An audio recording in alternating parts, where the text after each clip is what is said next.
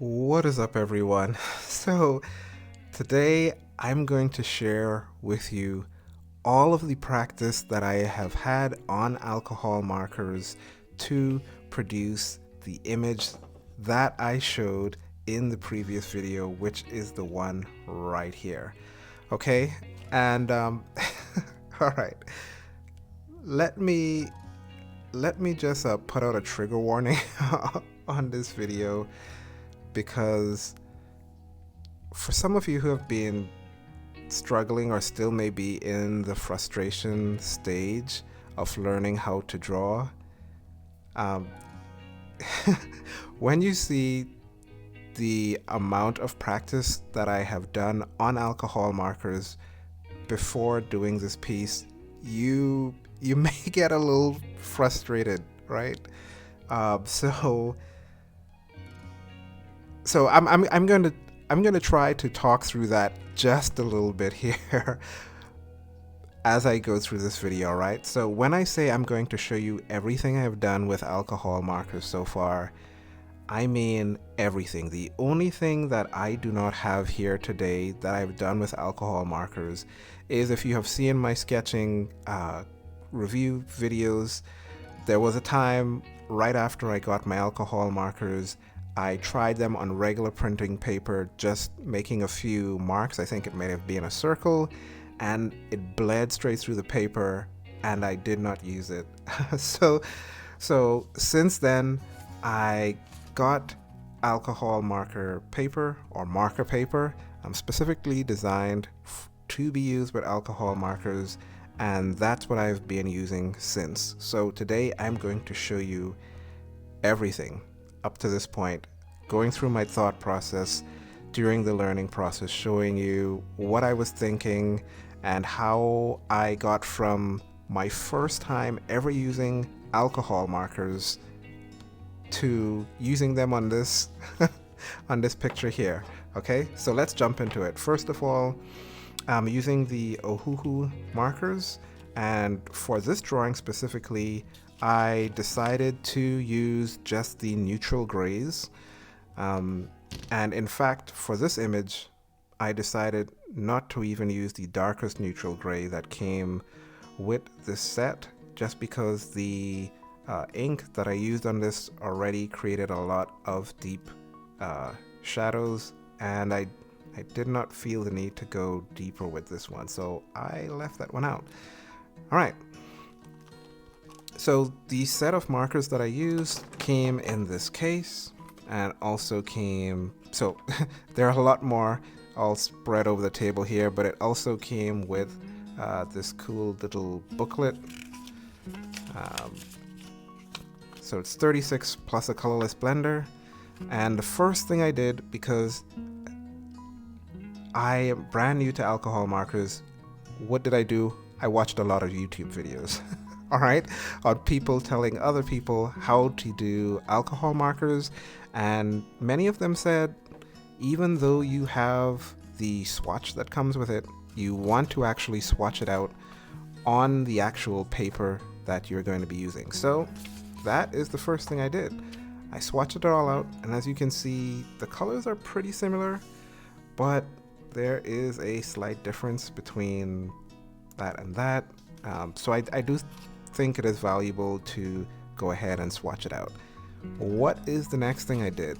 I wanted to get into some practice, and I saw on this page some tutorial for blending, and I thought these little fish looked pretty cool, and so I decided to draw them out, ink them, which didn't take too much time, and then the quote-unquote tutorial here doesn't actually have any tutorial in terms of how to do it. They just have the images.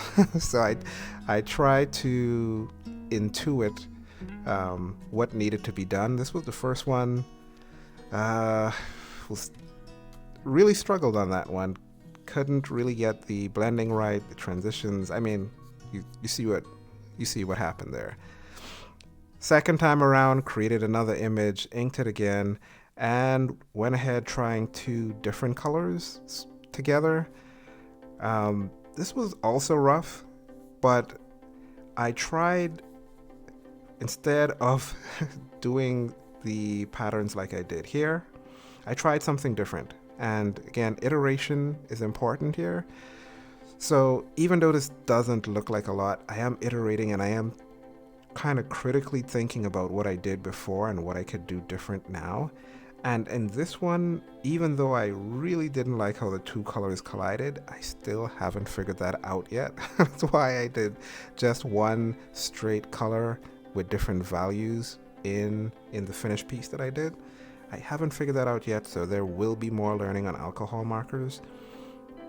But I did notice where I was using the same color, I noticed the graphic shapes that I was able to make with my brush strokes, and I saw, that turned out a lot better than it did over in this image. So I decided to take that portion that was working and translate it to another drawing. So again, drawing in pencil, coming over in ink, and going ahead now with a solid tone, trying to reproduce the things that were working over here. So it's, again, this is iteration, but it's intentional iteration, looking at what didn't work, trying to implement the things that did work, and trying to get better, constant improvement. So not going into the new one unless I know something I want to try different. So again, back to the whole point of intentional learning that I talked about in a previous lesson. This was just straight focused on learning. So after I got that down, I was really pleased with the progress from this one to this one here. As you see, this was all in the same day. So you can make good progress all in the same day if you're paying attention. Now, after that, and having already inked this final piece that I'm going to talk about in a bit, I knew the importance of getting all those transitions down. And so I came to this page specifically trying to get down the primitive shape. Everybody always goes to the ball to try and figure out if I can make that work, because if I can make it work here, I can begin transferring that concept onto the actual image that I wanted to finish. All right, so this was the first thing that I drew on this page. I dove straight into it just to see how it would turn out, trying to put in the core shadows and everything, the reflected light. This was pretty rough, as you can see. I could not get this to work as I wanted to, and you can even see some spots here. I'm not sure how they're showing up, but I also purchased a painter marker, and I was thinking on using this to bring out the highlights, but I did not like how it actually looks against the alcohol markers. And you can see I tried it here several times as well. I didn't like how it was turning out, so I just ditched that idea as well, along with that trial piece. So what did I do next? I went on YouTube again. Went back to the blending tutorials, the beginner tutorials that everybody puts out, did a basic blend from one color to the next, and then tried a blend going from light to dark, transitioning through all, I think these are the neutral grays as well. And that turned out pretty good. However, I'm experimenting, so I'm not only going to try what they tell me works, I'm going to try other things that I've seen other people do as well. And this one in specific, I saw David Finch do an alcohol marker video where he put in his darks first. So I said, let me try that. Let me try to put the darks first and blend to light. That did not work for me. All right. So just because something works for someone else, it may not work for you. I tried it, and you can see the clear separation here between all my marker values. It did not work for me. There's likely some way I can make it work, but in this instance, I didn't find it to work. I went back to light to dark, trying to incorporate some of the things I'd learned here. That one turned out a lot better. I tried a few colors as well. I didn't really like how the blue by itself looked on the page, so that was definitely out of the picture for me using in this finished illustration that I did over here. And then once I had done that, I had an idea about trying to formalize more properly the method that I was going to be using for blending. And so I have the different marker values specifically here, 1, 2, 3, 4 values, and then a transition point in the middle of those. And I used that to help me guide how I should blend my two colors together. And this one turned out almost butter smooth, right? Going again from light to dark because that's what worked for me. So again, you can see how intentional I'm being about the learning that I'm doing. I am trying to learn a very specific thing in terms of transitioning gradients, working with values, because that's what I really need to know how that's what I need to know in order to utilize the alcohol markers. Now, again, I made some notes over here about how to make the transitions, how to make sure that the values blend properly. And then in this section here, I actually used the same marker and just made multiple passes, showing that, hey, I can actually get darker values by just coming back over with the same marker. All right, so after all of that learning, now again intentionally going back to my ball on the table and trying again with the new learnings that I have, right? So I jumped back in, and this one turned out so much better. I mean, in terms of comparison. So again, just like on this page here, where you see the difference in iteration from this fish over here to this fish over here. Sometimes when you're really focusing on intentionally just learning, you're trying to learn something very specific, you can see progress pretty quickly. Now, it doesn't always happen that way, but sometimes it does. And this is something that I have even seen a lot in David Finch's work. Like, he's like, oh my goodness, I'm trying this new medium and I think I'm doing horribly, but you're looking at the piece he's doing and you're like, oh my goodness, that looks amazing. So a part of this is you are using a lot of the information that you have learned from your prior experience and bringing it to bear on what you are currently learning. And so that can really accelerate your learning in a great way, right? So I marked out some things that I did here, and these numbers represent the value marker that I was using. And so you see I had the lightest value marker here, 1 in the lights, and right along the point where the core shadow is. There is a number 2 right along there as well in the fill light. And again, you can do multiple passes to help build up the color, even though it's still number 1 marker right there. It can actually look different. So one of the things I took note of was to first try to stay far away from the lights as possible, or the highlights. And so I used the number 1 around here, and then right at the end, I kind of lightly brushed up the number 1 to cover the rest to leave the highlight, which makes this only being 1 layer. And so it makes a difference. And so you see all of my layouts for the different values I used. And so I have 1s, 2s, 3s along the darker part, a little bit of 4 here, and in the darker parts down here.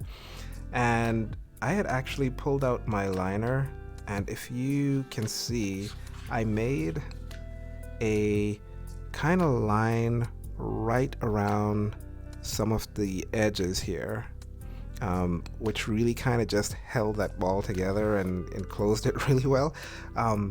But then I decided, what if I take the number 5 and just do a little bit of inclusion shadow right at the bottom, occlusion shadow at the bottom. And then I tried to blend it, and it picked up the ink, right? It picked up the ink from my fine liner because it had not fully dried. And I said, oh my goodness, if you take a good look, there's a little bit of that in there. Let ink dry fully. And so because of that, again, being very intentional about what I'm doing here, I decided to hop down and do an ink dry test. All right. So again, you can see I'm being very specific about how I'm doing this. You can see the first time I set it up, there was quite a bit of bleeding on the uh, liners, on the ink there, right along that side there. Where it faded off, it wasn't that bad, and so this is pretty thin ink right in the middle here. When you put down the fine line at first, it starts off with a pretty thick line, and then 2 days later I came back and went to the thick part of the line here where it ended, and still got a very slight smudge, but it wasn't that bad. So I said, even with days past, there's still a little bit of bleed. And so, yeah. Okay, so what's next? What did I learn? What did I learn next before I hopped into putting the markers on this final piece? All right. Trigger warning here, because that is it. All right. That is it. This is all of the markers that I have done from the very first time I have ever touched alcohol markers to going on and doing this final piece. Now, let me tell you a little bit of what I did here for this final piece, because there is a very specific reason I went back and put the numbers on this ball. All right, I put them on that ball because I then used this as my reference of how I wanted to map the colors or the marker values onto my image. Okay, so I knew number ones would be the lights, and number two just on the outside of the shadow, barely on the outside of the shadow. And so I knew everywhere that was going to be a light, I could not use anything higher than a 1. All right, and then of course I knew that with shadows, anywhere that was going to be in shadow, which is basically almost all of the inner portion here, the majority of the drawing, right? I could use ones for my first light pass, because remember, I'm going from light to dark. I figured that out in my practice, that it's better to go from light to dark. So I go with my number 1 first. I know I can go everywhere there's a shadow. Stay away from the highlights, as I learned. Stay far away from the highlights. So on pieces like this arm here, I stayed almost completely away initially with the number 1 marker. But I got all the shadows in. Number 2, I know I can go everywhere with the shadows. Number 3, I know now I want to start being a little bit careful and going just the darker areas of the shadow. So I'm coming into some of these darker areas with my number 3, being a little bit more careful. And I know number 4, I have my core shadows and some of the darkest darks. And so I'm hitting up my core shadows, right, and some of my darkest dark areas with that, my core shadows here. And so basically I'm using this sphere to map my values for my markers onto the finished piece. And then of course, like I'm instead of doing number 5 with the dark occlusion shadows, I figured the ink was dark enough looking at it, and I decided not to use the darkest value on this piece just because of the black of the ink already on the paper. But then I can come back with my number 1 and close up some of those lights just a bit, so I can leave some of the highlights on the image, and created the final piece. So again, using a lot of information that I have already learned since I began this journey, especially in terms of values, and finding that, hey, I could use all of that information to quickly transition into another medium. So I'm just getting into this. One of the struggles that I'm really gonna have coming up is colors. All right, so it's something that I definitely want to do though, and so I'm going to be getting into colors more as well, especially with now having these alcohol markers, having my my marker paper to utilize it on. I'm going to be doing some practice to get into that as well. So again, this is everything that I had done up to creating this image. If you want to see the full process of putting the markers on this one, that is the previous video. Go ahead and check it out. And if you want to follow my journey, see what I'm learning, see how I am learning, hit the subscribe button. If you found some value in this video, hit the thumbs up. I hope you weren't too triggered by the little amount of practice that I have. I am kind of surprised myself, to tell you the truth. I'm kind of surprised, really glad with how this image turned out. Go ahead and check out that video, take a look at how it turned out, and I'll see you in the next video. Bye everyone.